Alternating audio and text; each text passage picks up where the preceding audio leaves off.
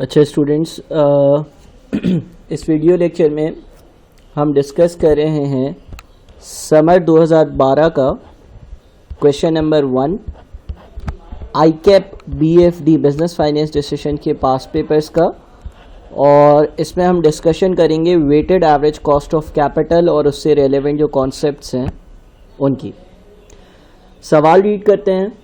सवाल में लिखा हुआ है Mac fertilizer limited MFL is a listed company and is engaged in the business of manufacturing of phosphate fertilizers।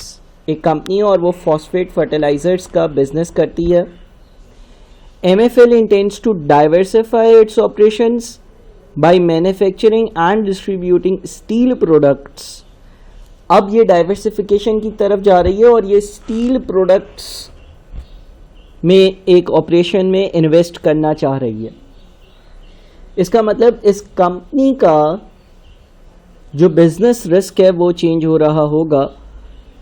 एक अलग लाइन ऑफ बिजनेस में कंपनी जा रही है। This diversification will require an investment of ₹3600 million for establishing the plant and meeting the working capital requirement। MFL plans to finance the investment as follows। यानी कि company को 3600 million rupees की ज़रूरत होगी और जिसकी फाइनेंसिंग इस तरह से होगी। Number 1, 55% of the investment will be financed by issuing term finance certificates carrying interest at 12% per annum and repayable in 2018। ठीक है। और 3600 का अगर मैं 55% लेता हूं तो तकरीबन ये 1980 मिलियन बनता। तो मैं यहां पे लिख भी देता हूं ₹1980 मिलियन। द बैलेंस अमाउंट यानी कि 3600 में से 1980 माइनस कर दो तो 1620। The balance amount will be generated by issuing right shares at ₹65 per share. ठीक है, ये इंफॉर्मेशन आपको दे दी। Extract of MFL's statement of financial position as at 31 December 2011 is given below. अब आपको फाइनेंशियल स्टेटमेंट्स का एक्सट्रैक्ट दिया हुआ है और 2011 का दिया हुआ है। शेयर कैपिटल है ₹10 ईच, 7,000 मिलियन, क्योंकि ये रुपीज़ इन मिलियन है तो 7,000 मिलियन, यानी कि अगर मैं 10 से डिवाइड कर दूं तो नंबर ऑफ शेयर्स कितने हैं? नंबर ऑफ शेयर्स है 700 मिलियन। 700 मिलियन 110 का है ना, तो 7,000 मिलियन को 10 से डिवाइड किया। रिटेन अर्निंग्स हैं, TFCs हैं। TFCs पहले से इशू हुए हैं ₹100 ईच वाले 28,000 मिलियन के। और अगेन इसको मैं 28,000 को अगर 100 से डिवाइड कर देता हूँ नंबर ऑफ TFCs ढूंढने के लिए तो वो हो जाएंगे 20 मिलियन। 280 मिलियन के TFCs हैं। करंट लायबिलिटीज़ हैं, नॉन करंट एसेट्स हैं, करंट एसेट्स हैं, दोनों साइड्स 90,000 पे बैलेंस हो रही हैं। द एग्जिस्टिंग TFCs यानी कि ये जो बैलेंस शीट पे दिए हुए हैं, the existing TFCs carry markup at 11.5% per annum and are due for redemption at par in 2016। यानी कि जो बैलेंस शीट में TFCs दिए हुए हैं उसमें मुझे 11.5% के हिसाब से मार्कअप या इंटरेस्ट पे करना है हर साल, और वो रिडीम होंगे पार पर 2016 में। अब 2011 के एंड पर मैं हूं, तो ये जो TFCs हैं इस पे जो इंटरेस्ट होगा वो 2012 दिसंबर 31 दिसंबर 2012 पहला हो गया, दिसंबर 13, दिसंबर 14, दिसंबर 15, दिसंबर 16, यानी कि 5 इंटरेस्ट पेमेंट्स होंगी। 12, 13, 14, 15, 16 5 बार 31 दिसंबर को इंटरेस्ट की पेमेंट्स होंगी और 31 दिसंबर 2016 को इसकी रिडेम्पशन हो जाएगी और वो जो रिडेम्पशन होगी वो भी पार पर होगी। ठीक है। Currently MFL's shares and TFCs are traded at ₹80 and 102.50 respectively। Equity beta of the company is 1.3। ठीक है। अच्छा, अब जो इंफॉर्मेशन अभी तक हमें दी हुई है इससे हम देखते हैं कि कोई TFCs की वर्किंग कर सकते हैं। देखो, हमें TFCs की जो मार्केट वैल्यू है वो भी दी हुई है और बाद में जो टीएफसी से जनरेट होने वाले कैश इनफ्लोज होंगे उसकी इंफॉर्मेशन भी दी हुई है। ठीक है, तो मेरे ख्याल में मैं यील्ड निकाल सकता हूं टीएफसी की, और किसी भी बॉन्ड की कॉस्ट ऑफ डेट या यील्ड जो है वो उसका आईआरआर है, लेकिन हाँ टैक्स रेट वाली बात भी देखनी पड़ेगी, हो सकता है कि कोई टैक्स की इम्प्लीकेशन हो। इसके अलावा शेयर्स की जो मार्केट वैल्यू है वो दी हुई है 80। तो मैं दो चीज़ें तो कर सकता हूं जो मैं यहां पर कर लेता हूं, वो ये है कि मैं अभी करंटली कंपनी की जो मार्केट वैल्यू ऑफ इक्विटी है वो कैलकुलेट कर लेता हूं। मार्केट वैल्यू ऑफ इक्विटी कैसे आएगी, 700 मिलियन शेयर्स हैं, एक शेयर 80 का, तो 700 इंटू 80 इज 56,000, और ये सारी अमाउंट्स मिलियन में। मार्केट वैल्यू ऑफ इक्विटी आ गई। अच्छा, मार्केट वैल्यू ऑफ डेट भी निकाल सकते हैं। मार्केट वैल्यू ऑफ डेट कैसे निकाल सकते हैं, हमने ये देखा कि कंपनी के 280 मिलियन जो है वो टीएफसीज हैं, और एक की मार्केट वैल्यू 102.5 है, तो 280 मल्टीप्लाइड बाई 102.5 यानी कि 28,700 मिलियन, और इक्विटी और डेट दोनों की टोटल वैल्यू जो है वो 56,000 और 28700 यानी कि 84700 मिलियन, 84700 मिलियन। ठीक है, मार्केट वैल्यू ऑफ इक्विटी अभी जो है, मार्केट वैल्यू ऑफ डेट अभी जो है वो कैलकुलेट हमने कर लिया। आगे चलते हैं, चलें जी। आगे बोलते हैं द प्रोपोज्ड इन्वेस्टमेंट, यानी कि जहां हम इन्वेस्टमेंट कर रहे हैं 3600 मिलियन की, the proposed investment has been evaluated at a discount rate of 17%। जब भी हम कोई इन्वेस्टमेंट इवेल्युएट करते हैं तो उसके कैश फ्लोज की डिस्काउंटिंग करते हैं, उसके लिए हमें एक डिस्काउंट का रेट चाहिए होता है। वो बोलता है मैंने 17% का रेट यूज किया, which is based on existing cost of equity. अब ये कैसे, इसकी बेसिस क्या है कि आपने एग्जिस्टिंग कॉस्ट ऑफ इक्विटी लिया प्लस अ प्रीमियम, और उसमें कोई प्रीमियम ऐड किया, that takes cognizance of the risks inherent in the steel industry. आपने अपना करंट कॉस्ट ऑफ इक्विटी लिया और उसमें कुछ प्रीमियम ऐड किया जो इस बात पर बेस करता था कि स्टील इंडस्ट्री में कितना प्रीमियम चाहिए होगा, कितना रिस्क है, उस बात पर डिपेंड करता था। ठीक है, बड़ा वेग सा एक तरीका है। और दूसरी बात यह कि कॉस्ट ऑफ इक्विटी में प्रीमियम ऐड किया, भाई कॉस्ट ऑफ डेट भी तो होगी, आप उस प्रोजेक्ट को जो है वो इक्विटी से तो फाइनेंस नहीं कर रहे। However, there are divergent views among the directors regarding the discount rate that has been used. अब कुछ डायरेक्टर्स हैं, उनके कुछ व्यू पॉइंट्स हैं इस 17% के बारे में। डायरेक्टर ए क्या कहता है, director is of the view that the premium charge to reflect the risk in the steel industry is too low. ये कहते हैं यार तुमने बहुत कम प्रीमियम इंक्लूड किया है। He is of the view that the company's existing weighted average cost of capital, company's existing weighted average cost of capital is more appropriate discount rate for evaluation of this investment. ये director कहता है यार अभी जो हमारा current weighted average cost of capital है उसको तुम यूज कर लेते डिस्काउंटिंग के लिए। अब अगर हम किसी नई इंडस्ट्री में इन्वेस्ट कर रहे हैं उसके बिजनेस रिस्क अलग होंगे।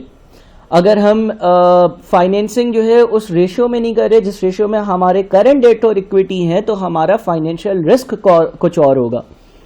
तो ये बात ज़रा सही नहीं है। ये बात तब सही होती जब आपका बिजनेस फाइनेंशियल रिस्क चेंज नहीं होता। डायरेक्टर बी क्या बोलता है, डायरेक्टर बी कहता है कि suggest that the discount rate should be representative of the steel industry. ये बोलता है कि एक ऐसा डिस्काउंट रेट होना चाहिए जो स्टील इंडस्ट्री को रिप्रेजेंट करे। He has provided the following data pertaining to a listed company, Pepper Steel Limited. अच्छा, इसने मुझे एक पेपर स्टील लिमिटेड कोई स्टील कंपनी थी जो स्टील इंडस्ट्री में ऑपरेट करती थी, उसका कुछ डेटा दिया। 900 million shares of ₹10 each are outstanding which are currently being traded at 35. Long term loan amount to 8,000 million obtained from local banks at the average rate of 13%. Equity beta of the company is 1.5। अब ये जो equity beta है ये इस paper steel limited इस company का है, और इक्विटी बीटा में बिजनेस फाइनेंशियल रिस्क दोनों की जो आप कहते हैं कि रिस्क जो है वो कंटेन हुए होते हैं। मैं जो फंडिंग करूंगा प्रोजेक्ट की वो स्टील इंडस्ट्री में तो करूंगा, इंडस्ट्री तो मेरी सेम होगी, बिजनेस रिस्क सेम होगा। लेकिन मैं जो फंडिंग करूंगा उस फंडिंग के लिए मुझे मालूम है कि जो मैं डेट और इक्विटी का रेशो यूज करूंगा वो 55% या 55:45 यूज करूंगा। मैं जो इन्वेस्टमेंट करूंगा उसमें डेट 55 होगा, इक्विटी 45 होगी। 55:45 के रेशो में इन्वेस्टमेंट करूंगा। ये जो पेपर स्टील्स लिमिटेड कंपनी है इसके 900 मिलियन शेयर्स हैं। 900 को मैं अगर 35 से मल्टीप्लाई करता हूँ, उनकी करंट मार्केट वैल्यू 35 है, तो ये बनता है आपका 31,500। और इसके जो लॉन्ग टर्म लोन्स हैं उसके बारे में कोई ख़ास इन्फॉर्मेशन नहीं दी है, बस सिर्फ लिखा है 8,000 मिलियन के हैं। तो 8,000 मिलियन जनाब ये अगर हो तो इसका तो इक्विटी और डेट का रेशो वो है ही नहीं जो मेरा, तो मैं ये वाला इक्विटी बीटा यूज़ नहीं कर सकता। इसको मुझे अनगेयर करना होगा, एसेट बीटा पे लेकर जाना होगा, ताकि मैं उसकी क्या कहते हैं डेट और इक्विटी के रेशियोज जो हैं उसको फिल्टर कर सकूं, चेंज कर सकूं, और अपने डेट टू इक्विटी रेशियो में उसको ढालना होगा। इसके बाद कुछ और इन्फॉर्मेशन है। You have been appointed as the lead adviser by an investment bank working on this transaction. You have obtained the following information. Interest rate for 6 months treasury bills 8%, risk free. Market return 13%, applicable tax rate 30%. Debt betas of MFL and PSL is assumed to be 0. Compute the discount rate based on suggestions given by director A and B and discuss which suggestion is more appropriate. 19 marks.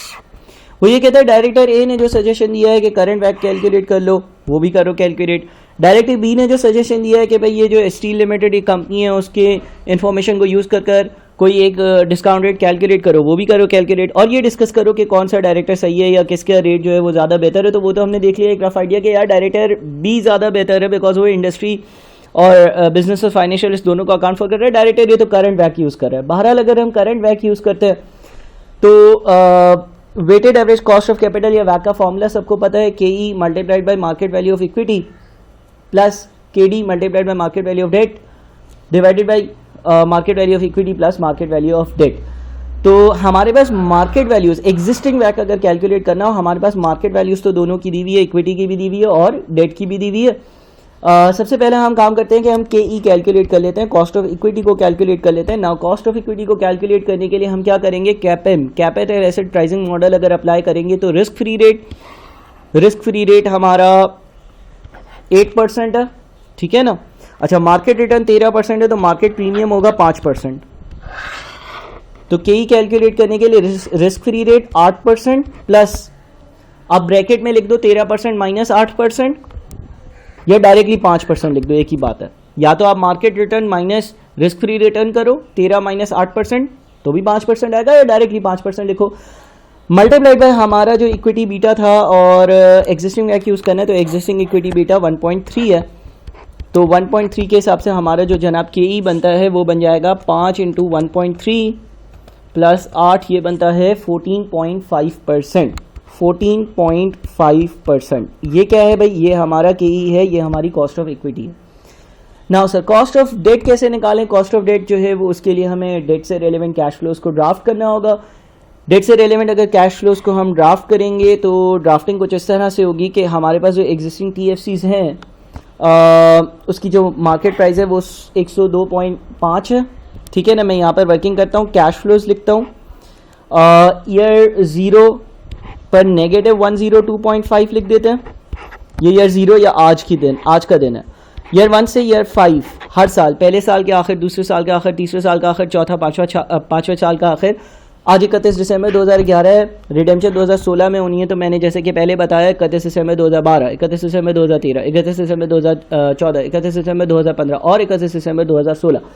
5 बार मुझे interest पे करना होगा। Interest 11.5% पे पे होता है। अच्छा, मैं KD पोस्ट टैक्स निकाल रहा हूँ, तो मैं नेट अमाउंट लिख लेता हूँ। कैसे? नेट अमाउंट लिखने के लिए 100 TFC की जो पार वैल्यू है उसको 11.5% से मल्टीप्लाई किया तो 11.5 आया। पोस्ट टैक्स करने के लिए इसका 0.7 ले लिया, टैक्स रेट जो है वो 30% है, तो 70% जो है वो मेरी नेट कॉस्ट होगी, यानी कि 8.05। और फिर जो 5वां साल है 5 है, उस पर रिडेम्पशन होगी, और रिडेम्पशन के लिए साफ लिखा हुआ है कि भाई पार पर होगी, कभी हो सकता है रिडेम्पशन एट प्रीमियम हो, रिडेम्पशन एट डिस्काउंट हो, रिडेम्पशन एट पार हो, कुछ नहीं लिखा होता तो पार होता है, यहाँ पे तो पार लिखा हुआ है तो 100 पर रिडेम्पशन होगी। ये कैश फ्लोज है। अब इन कैश फ्लोज को यूज़ करते हुए मुझे IRR निकालना होगा, बिकॉज किसी भी डेट का जो कॉस्ट ऑफ डेट होता है वो उसके IRR के बराबर होता है।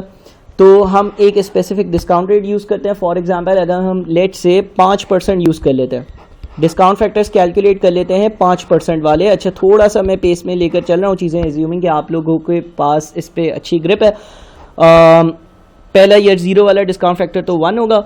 उसके बाद NVT वाला फॉर्मूला हम अप्लाई करेंगे, यानी कि 1 minus 1 plus 5% power minus 5 divided by 5%, तो ये 1.05 की power minus 5, 1 minus answer divided by 0.05, ये बनता है 4.329 और 5वें साल के लिए होगा 1 डिवाइडेड बाई 1.05 की पावर 5, तो ये बन जाता है आपका 0.784। और फिर हम प्रेजेंट वैल्यूज़ निकालते हैं, देखते हैं कि 0 आती हैं या नहीं। पहला तो वही हो जाएगा -102.5। अच्छा, दूसरा क्या होगा 8.05 इंटू 4.329 यानी कि 34.85। अच्छा, होपफुली आपको कैलकुलेटर पे भी IRR कैलकुलेट करना आता है, बिकॉज वो बड़ा आसान होता है, लेकिन आपको वर्किंग ज़रूर शो करनी है एग्जाम्स में, तो आपको पूरा तरीका अप्लाई करना पड़ेगा, लेकिन कैलकुलेटर पे आना चाहिए ताकि आप अपने आंसर को चेक कर सको। देखते हैं क्या बनता है। 34.85 प्लस 78.4 माइनस 102.5, ये बनता है आपका 10.75 का पॉजिटिव, 10.75 का पॉजिटिव, ठीक है ना। तो हमें रेट ज़्यादा करना होगा, बिकॉज हम रेट ज़्यादा करेंगे तो PV जो है, NPV जो है वो डिक्रीज़ होगी, और हमें ये पता है कि हमें IRR निकालना है तो NPV को 0 पे लेकर जाना है। तो हम 10% का रेट यूज़ कर लेते हैं। मैं सिर्फ 10% के हिसाब से डिस्काउंट फैक्टर्स यहाँ पे लिख देता हूँ। पहला तो 1 होगा, कैश फ्लोज वही वाले होंगे। अच्छा, फिर 1.1 की पावर माइनस 5, मैं NVT निकाल रहा हूँ, 1.1 की पावर माइनस 5, 1 में से आंसर माइनस किया और 0.1 से डिवाइड किया। 1 से 5 तक का NVT फैक्टर 3.79 आ रहा है, ठीक है। होपफुली आप लोगों के पास अच्छी ग्रिप है, मैं थोड़ा सा तेज़ कर रहा हूँ ये चीज़ें, एज्यूमिंग कि आप लोगों को NVT वगैरह सारी चीज़ों पे ग्रिप है, लेकिन अगर ना हो तो मुझसे ज़रूर पूछना। ये 0.621 बनेगा। ये डिस्काउंट फैक्टर्स निकाले हैं एट 10%, ठीक है। कैश फ्लोज तो वही है ना, पहला -102.5 है, दूसरा 8.05 है और तीसरा 100 है। इसको मल्टीप्लाई करते हैं, ये -102.5 है। उसके बाद 3.79 को मल्टीप्लाई कर दो 8.05 से, तो ये 30.5। उसके बाद 100 को मल्टीप्लाई कर दो 0.621 से, तो ये 62.1। उसके बाद इन सबको ऐड कर दो 30.5 माइनस 102.5, ये आता है -10। तो अब IRR का हम फॉर्मूला लगा लेते हैं। IRR का फॉर्मूला लगाएंगे तो A परसेंट हो गया हमारा 5% प्लस NPVA यानी कि 10.75 डिवाइडेड बाय NPVA यानी कि 10.75 माइनस NPVB, और माइनस माइनस प्लस हो जाएगा तो +10 हो गया, और मल्टीप्लाई करते हैं इसको B% यानी कि 10% माइनस A% यानी कि 5%। देख लेते हैं ये कितना आता है, तकरीबन 7.5 के आसपास आना चाहिए। 10.75 plus 10, 10.75 divided by answer into 5 plus 5, 7.59, तकरीबन 7.59 या 7.5। अच्छा, ये याद रहे कि यार थोड़ा सा इसमें राउंडिंग ऑफ का एरर हमेशा रहता है, लेकिन ये हमारा KD है और ये KD पोस्ट टैक्स है, बिकॉज जो कैश फ्लो से वो पोस्ट टैक्स थे सारे, ठीक है ना। ये मैंने आपके लिए टैक्स को यहाँ पर इनकॉर्पोरेट कर दिया था। अब KD पोस्ट टैक्स भी आ गया। अब हमारे पास कॉस्ट ऑफ इक्विटी भी है, मार्केट वैल्यू ऑफ इक्विटी भी है, मार्केट वैल्यू ऑफ डेट भी है, और KD पोस्ट टैक्स भी है। तो हम आराम से अपना वैक कैलकुलेट कर सकते हैं। ये सारी चीज़ें आप अपने पास उम्मीद है कि कॉपी कर चुके होंगे, क्योंकि मैं इसको थोड़ा सा मिटाने लगा हूँ ताकि मैं यहाँ पर आराम से जो है वो वैक की वर्किंग कर सकूँ, जो डायरेक्टर A ने कहा था कि भाई मेरी मर्ज़ी से ये वैक निकलना चाहिए। तो चलें उसकी वर्किंग करते हैं। अच्छा, वैक या weighted average cost of capital KE यानी कि 14.5% multiplied by market value of equity यानी कि 56,000 प्लस KD यानी कि 7.5% multiplied by market value of debt यानी कि 28700 divided by market value of equity plus market value of debt यानी कि 84,700।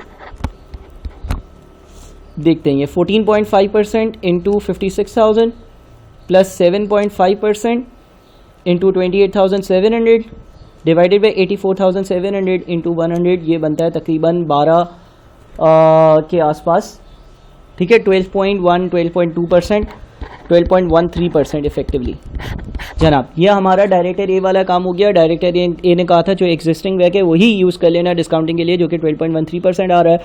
ये याद रहे कि ये सही इसलिए नहीं है बिकॉज ये एज्यूम कर रहा है कि हमारी नई इन्वेस्टमेंट जो है उसका बिजनेस फाइनेंशियल रिस्क सेम है। ऐसा है नहीं।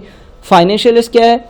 जो इक्विटी और डेट का रेशो है वो सेम है? नहीं, वो सेम नहीं है। नई वाली इन्वेस्टमेंट में हम 55:45 में इन्वेस्टमेंट करेंगे और यहाँ पे तो हमने 56:28.7 में इन्वेस्टमेंट करी हुई है। एक रेशो जो था वो चेंज था। दूसरी बात, नया जो बिजनेस होगा उसके बिजनेस रिस्क अलग होंगे, उस चीज़ को भी अकाउंट फॉर नहीं किया हुआ।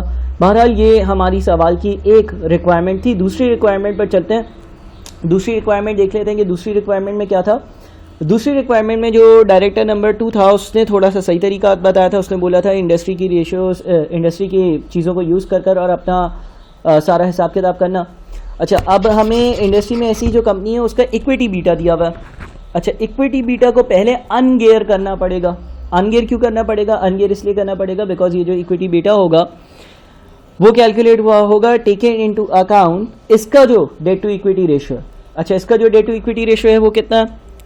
इस कंपनी के 900 मिलियन शेयर्स हैं, 35 का एक शेयर है, तो 900 इंटू 35 बताओ कितना होता है? 31,500। अच्छा, इस कंपनी के 8,000 के जो है वो क्या कहते हैं डेट की वैल्यू है, ठीक है ना। अब बीटा एसेट कैसे निकाला जाता है या अनगेट बीटा कैसे निकाला जाता है? उम्मीद है कि फॉर्मूला आप लोगों को याद होगा।